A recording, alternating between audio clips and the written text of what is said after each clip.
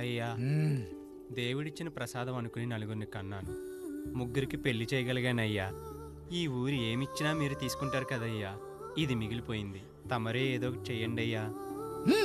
అయ్యా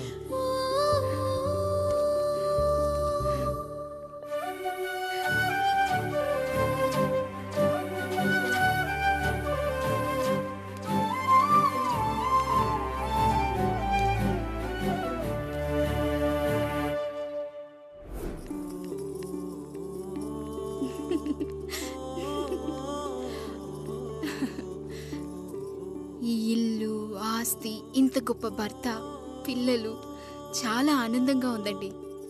కానీ నాకు ఒకటే లోటు. మన తర్వాత మన పిల్లల్ని చూసుకోవడానికి వీళ్ళకొక అన్నయ్య కావాలండి. అచ్చం మీ పోలికలతో వీళ్ళకొక అన్నయ్యని కందామండి. నువ్వు అడిగితే కాదనగలనా?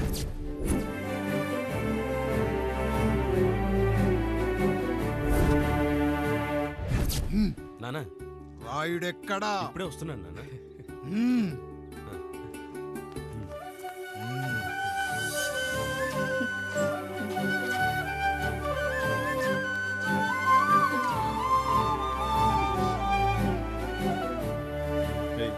చూడరా, మీ అన్నం మీద పగ తీర్చుకోవడానికి నీకు ఇదే సరైన సమయం. పర్లేదంటావా? ఏం పర్వాలేదు. అయ్యా, ఎరా రంగా, ఏం కావాలో అడగరా. నీకంటూ ఏమి ఇవ్వలేదు, నువ్వు ఏమి అడగలేదు. చెప్పరా. మా అన్నకు నాకు పడట్లేదయ్యా. తోడ పుట్టినవాడని చాలా సహించాను. అడ్డమైన దానాలు చేసి ఆస్తి మొత్తం పోగొట్టాడు. ఇప్పుడేం కావాలరా? కొద్దిగా ఈ కత్తి తీసుకొని వాడిని చంపి పెట్టండి అయ్యా.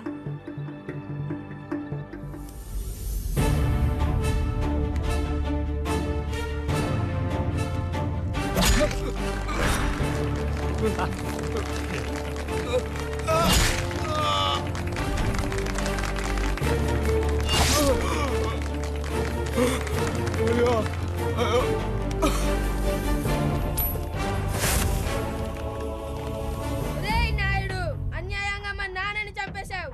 గుర్తుంచుకో, ఈ నాయుడి కొడుకు నీ కుటుంబం పాలిట సైనికుడిగా మారబోతున్నాడు. నిన్ను, నీ కొడుకుని, ఆడికి పుట్టబోయే కొడుకుని అందరినీ లేపేస్తా.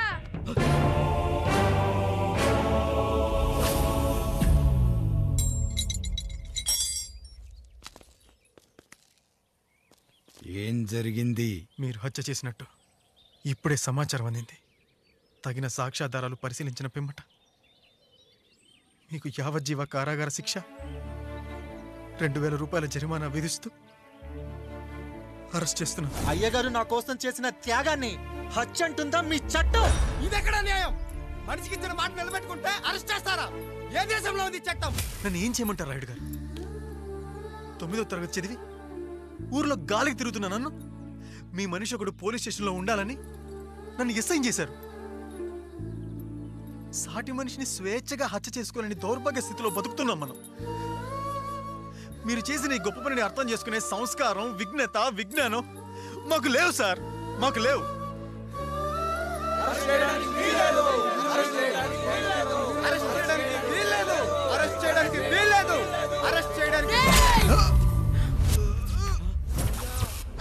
నాయుడు గారు,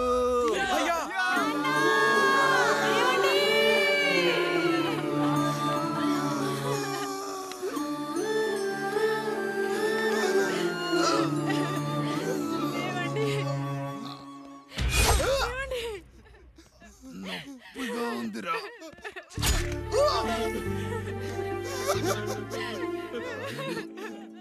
సుధా, నేను లేకుండా ఎలా ఉండగలను? పర్వాలేదండి, బిడ్డలతో నేను ఉండిపోతాను. అయ్యో, ఈ పాడు సమాజం నిన్ను మనశ్శాంతిగా బతకనివ్వదు. ఇంతమంది పిల్లల్ని చూసుకుంటూ భర్త లేకుండా ఎలా బతకగలం?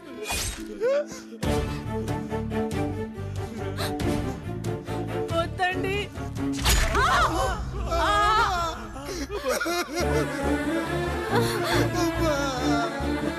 రాయుడు, బిడ్డలు జాగ్రత్త. ఈ రోజు నుంచి వీళ్ళంతా నీ తమ్ముళ్ళు, చెల్లెళ్ళు కాదు, నీ బిడ్డలు.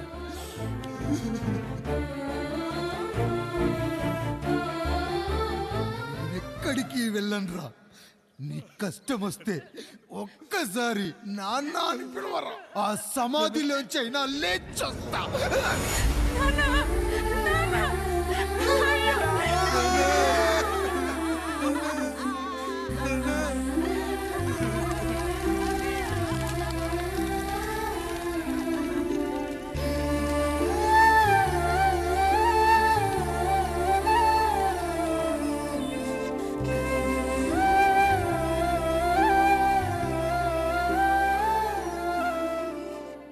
ఇందు మూలంగా 50 మందికి తెలియజేయనిదేమనగా ఊరికి కొత్తగా వచ్చిన యాండ్రాయిడ్ తన తండ్రి పెదరాయుడు అని ఆస్తిలో వాటా పంచమని రచ్చబండిని ఆశ్రయించడం వలన గ్రామ పెద్దలందరూ రేపు 11 గంటలకు రాయుడు గారింటికి రావాల్సిందిగా కోరుచున్నాము.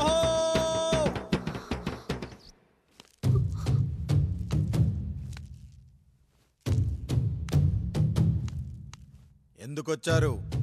తన తాత పాపారాయుడు గారు ఆస్తి తనకు కూడా కావాలంటూ పంచాయతీలో ఫిర్యాదు చేశాడయ్యా.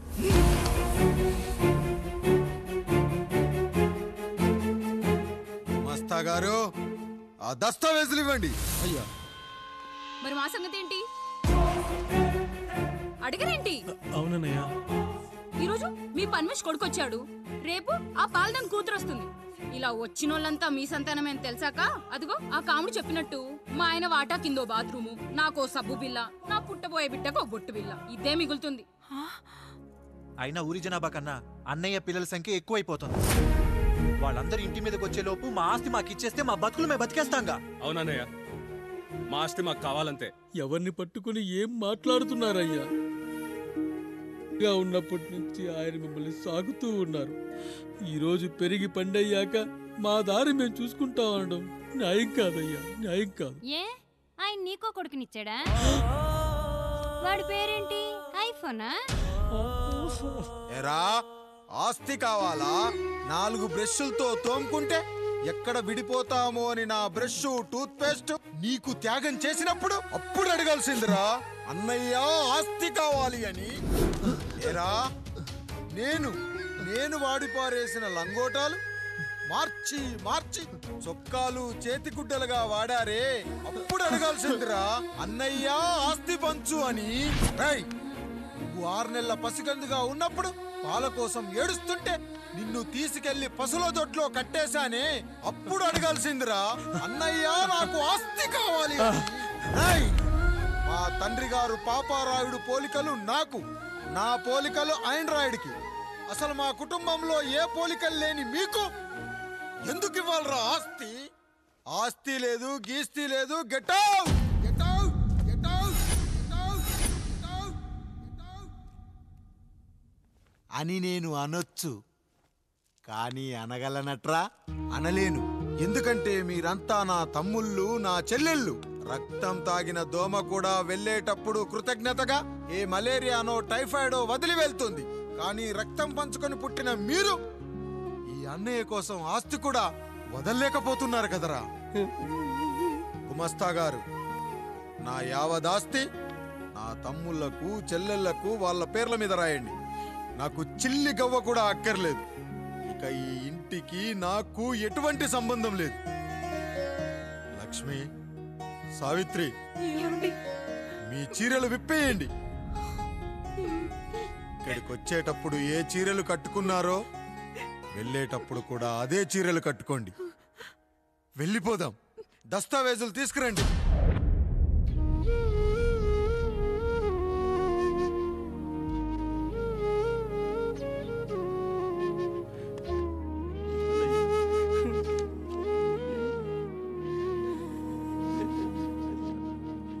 ఇక ఈ ఇంట్లో నా పేరు వినపడితే నా తమ్ముళ్ళు చెల్లెళ్ళు బాధపడతారయ్యా.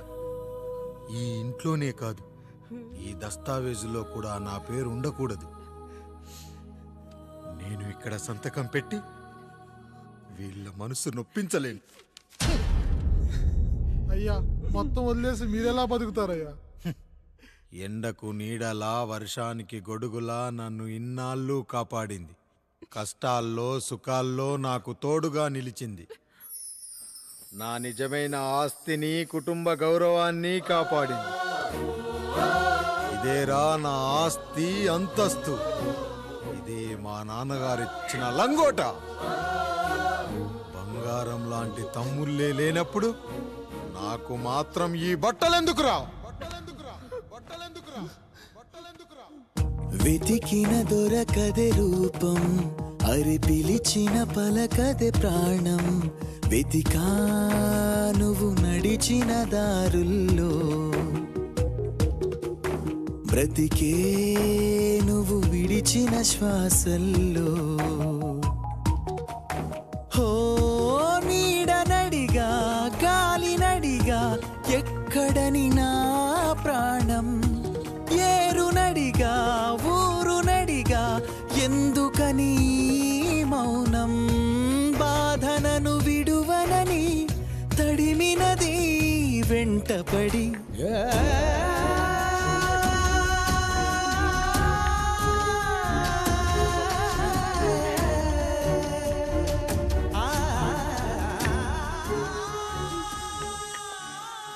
ఏమండి, పప్పులో మీ చెమట పడుతుందండి. ఇడ్లీలో 2 చెంచాల ఉప్పు తగ్గించు లక్ష్మి. ఎలాగో మనం పేదోళ్ళమే కదా, కనీసం ఉప్పు ఖర్చైనా తగ్గుతుందనుకో.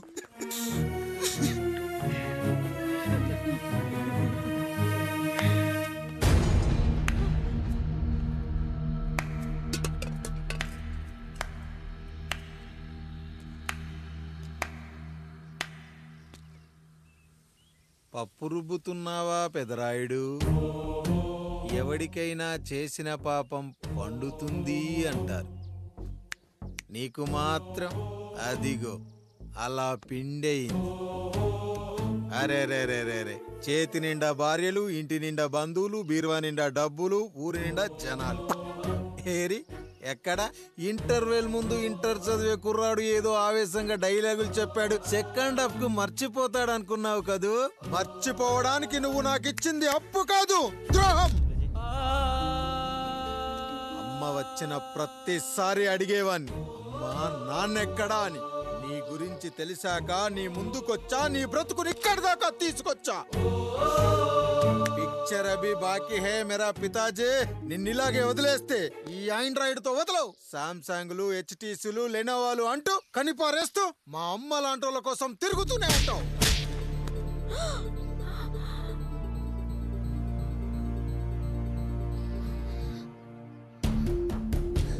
అమ్మా అమ్మా, ఛీ, నన్నలా పిలవకురా. ఎవరిని పట్టుకొని ఎన్ని మాటలు అంటున్నావురా? రాయికి వరమిచ్చిన రాముడు దేవుడైతే, ద్రౌపదికి చీరిచ్చిన కృష్ణుడు దేవుడైతే, నాకు బిడ్డనిచ్చిన ఆయన కూడా దేవుడేరా. ఏంటి, ఇలానే వదిలేస్తే బిడ్డల్ని కంటూ వెళ్తాడా? అసలు ఆయన కంటూ సొంతంగా ఒక్క బిడ్డ కూడా లేడు.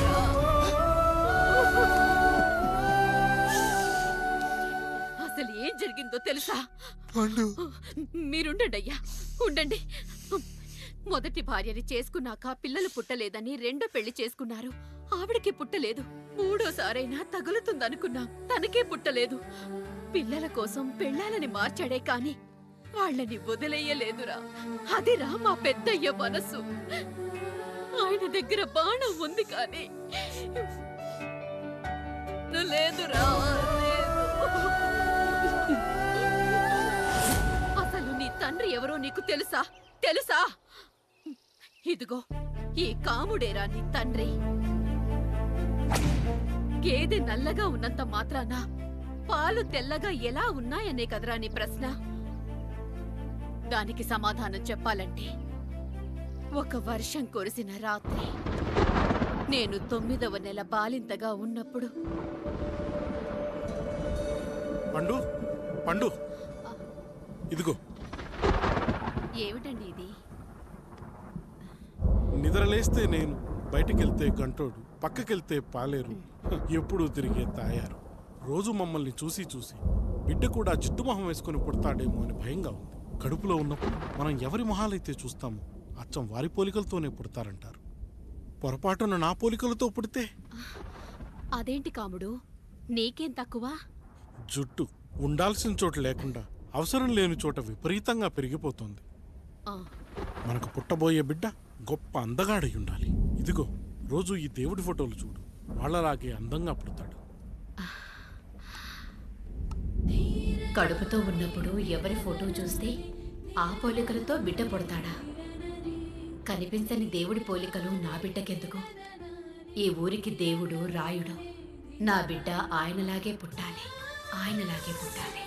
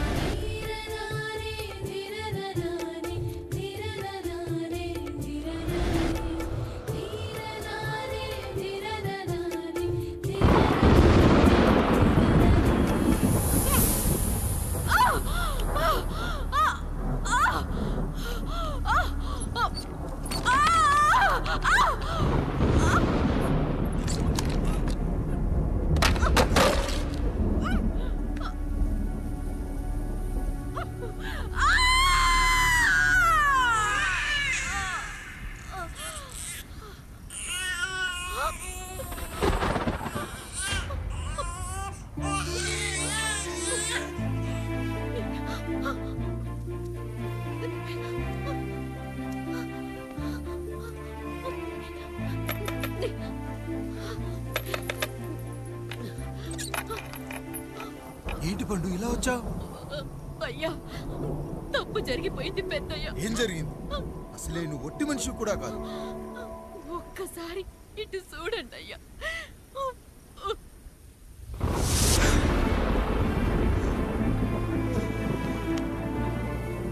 వీడేంటి అచ్చం నాలా ఉన్నాడు? అసలేంటి, ఎందుకు ఇలా జరిగింది? నువ్వు ఎప్పుడైనా చీకట్లో పంపు సైడ్ దగ్గరికి వచ్చావా? మరి అమలాపురంలో శివాలయం దగ్గర రత్నాలు నీకేమైనా అమ్మవుతుందా? పిఠాపురంలో పద్మం, రామాపురంలో లక్ష్మి, కాకినాడలో సుజాత. అయ్యో దేవుడా, అసలు ఇదంతా ఎలా జరిగింది పండు? అయ్యా, ఇదంతా కాముడి వల్లే అయ్యా, కాముడి వల్లే. కాముడా? కాముడు కుటుంబానికి నాకు ఏం గుర్తు రావట్లేదే. ఎన్నని గుర్తు పెట్టుకోగలను నేను మాత్రం. అయ్యా, అది కాదయ్యా.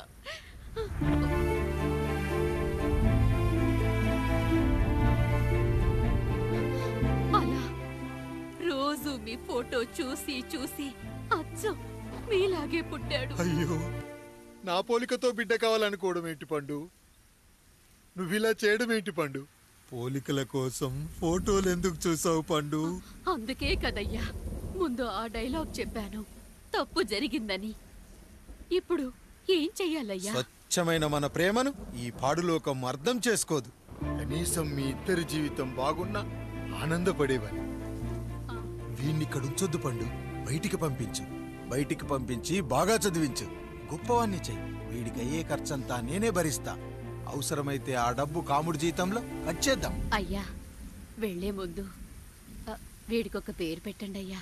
వీడు ఇంకో రాయుడు, అంటే ఇంగ్లీష్లో అండ్ రాయుడు, అండ్ రాయుడు.